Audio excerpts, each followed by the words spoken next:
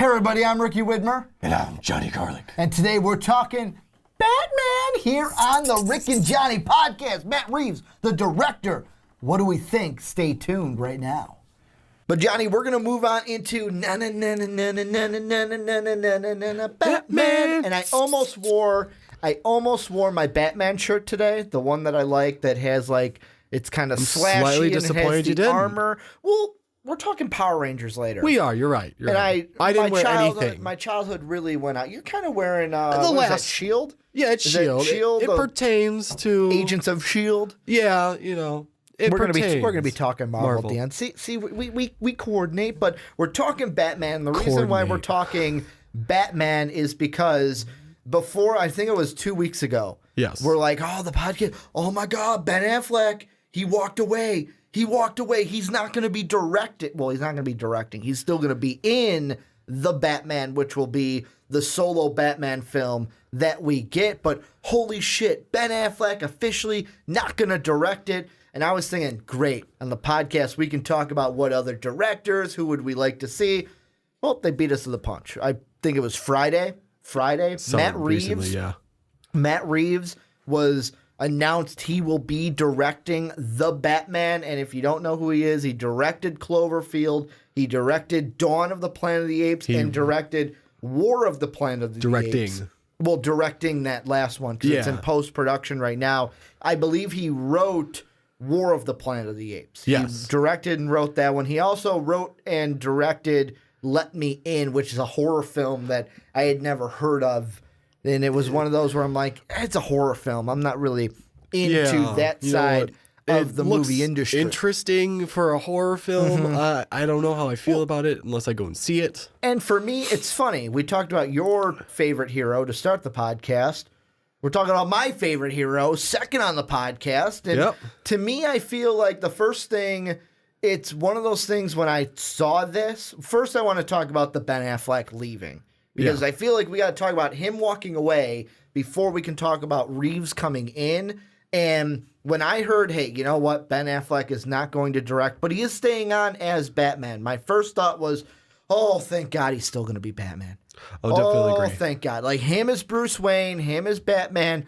Him and Wonder Woman were the only things I really liked about Batman v Superman. That just pile of shit that I went and watched. And I know that everyone has their own opinions. I know that I believe it's Kevin Smith. He actually liked it. I didn't. But the thing is, I'm like, great, he's going to be Batman. But I can see why Ben Affleck didn't want to direct this. Because if I'm Ben Affleck, I'd look at it and go, okay, I believe he directed The Accountant, which recently came out. Yeah. Great movie, I've heard, and I want to go see it. But it's one of those things where it's like I feel like I'm confident in my abilities as a director, but we're dealing with comic book fans. And comic book fans are, if they don't like it, they will just come after you. I am one of them. Oh, yeah. I know how it is. If I don't like it, I don't like it. There's no way to sway me back into liking a film after I'm like, nope, I don't like it. Nope, don't like it. I even watched Batman v Superman a second time with the extended scenes. Yeah, the extended scenes added some stuff where I'm like, yeah, that probably should have been in the original. Still didn't like it. And I feel like Ben Affleck said, you know what? I can direct it and try to do a good job. I just don't want to deal with it. I don't want to deal with the negativity that could come. I'm just going to go ahead and do what I do and act and be Batman. And I'll let someone else worry about that because as the DC track record has gone, it hasn't been favorable. No, it has not. It's kind of hit a lot of rough patches. A lot of rough patches?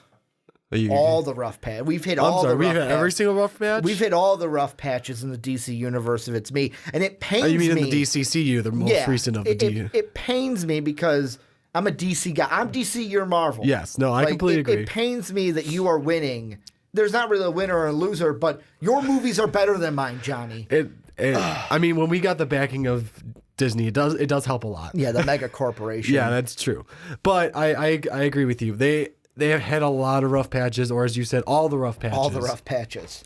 And I can get where he's walking away from it because you don't want that responsibility. You don't want that to be on your name, especially when you don't completely agree with how the script went. Because you said Ben Affleck and who else was? Jeff Johns. Jeff Johns, the writer of Green Lantern, right? Yes. That was the best thing. When Jeff Johns, they announced he was going to take on, like, I'm coming in to oversee everything to make sure, basically it's to make sure you guys don't fuck shit up. Yeah. Because basically that's what you guys have been doing. Which is a good move when you got someone who's wrote all these, what I've heard, I've never really read any of the Green Lantern. Blackest Night was amazing. Yeah, so I've heard they're amazing. See, so you got someone writing all these amazing ones. So you got someone that steps in. You got to hope he's doing really well. But I get where, no matter what, he wants to step away. Because if it's not to his liking, probably at a 90%, I wouldn't want to direct it either. Because I don't have confidence in that film. Well, and it's one of the things where I feel like, and I don't know Ben Affleck. Exactly. I don't know. And I'm kind of jealous that I can't be like, I watch, Kevin Smith is a huge podcast I watch, and he even goes, he's like, I don't know Ben Affleck, but even though we've been in films together, people think we're best friends. But that wasn't actually too bad of a Kevin Smith. No, I it wasn't say so myself. I'd say it's pretty but good. I don't know Ben Affleck at all, so I can say I don't know him at all. But I would feel like if it was me, it'd be like, you know what? I'm not even going to worry about it. I am going to.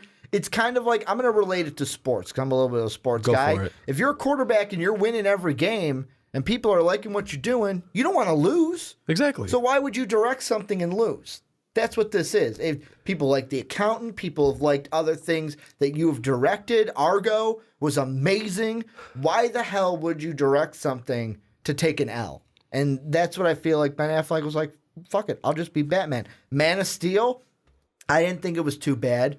General population, there were a lot that didn't like it. Yeah. Batman v Superman, complete garbage. Suicide Squad, I'll admit it was, if I turned off my brain and didn't know anything about comic books or about the DC universe, I would have liked it.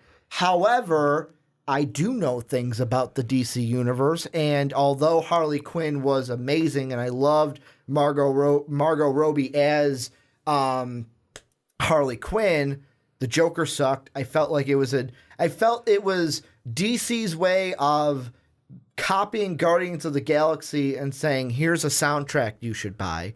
And that's what I've heard a lot about. It was Will Smith and Margot Robbie were the best things in that movie. The Joker was kind of I didn't really like the Joker in that one, even though I am not blaming Jared Leto because apparently they cut out a lot of his scenes. So it's one of those, I'm stepping back and saying, hey, I'm not going to judge Jared Leto because I didn't get to see what was cut out, what hit the cutting room floor.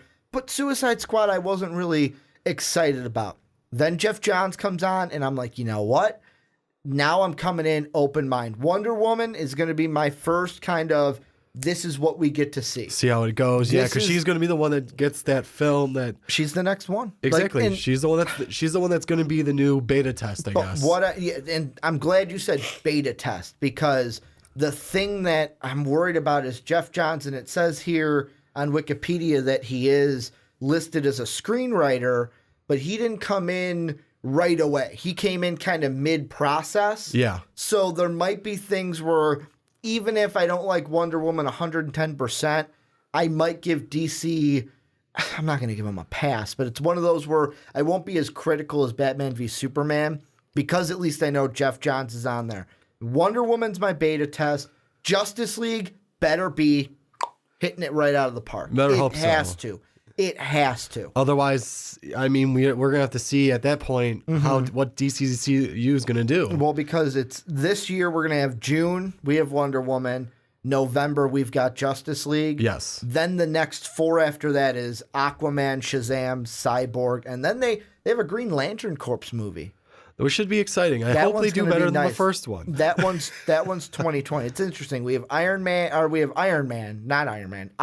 I'm looking at Iron Man over here. Aquaman 2018, Shazam 2019, Cyborg and Green Lantern Corps are 2020. But I want to flip it now. Okay. Matt Reeves is our director for The Batman. If you're not familiar, The Batman is the solo Batman flick. It's basically going to be the Batman, and our villain is Slade Wilson or Deathstroke.